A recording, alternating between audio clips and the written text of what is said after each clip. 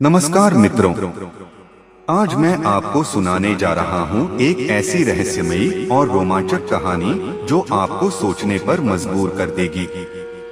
ये है सांप और आदमी का प्रतिशोध। एक ऐसी कहानी जहाँ एक छोटी सी गलती एक बड़ी त्रासदी बन जाती है और जन्म लेता है एक भयानक प्रतिशोध। तो चलिए शुरू करते हैं आज की कहानी। सांप और आदमी का प्रतिशोध। प्राचीन समय की बात है। एक छोटे से गांव में रामू नाम का एक किसान रहता था। वह दयालु और मेहनती था, लेकिन कभी कभी क्रोध में आकर गलत निर्णय ले लेता था। सांप से दुश्मनी। एक दिन रामू अपने खेत में हल चला रहा था।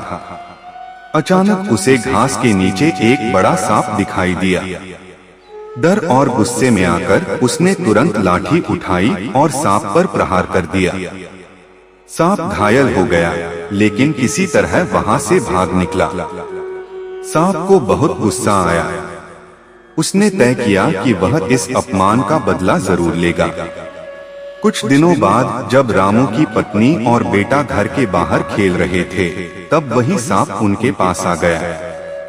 जैसे ही रामू का बेटा सांप के करीब पहुंचा, सांप ने उसे काट लिया। बच्चा तुरंत बेहोश हो गया। पश्चाताप और प्रतिशोध। रामू जब यह खबर सुनी तो वह दौड़कर घर आया।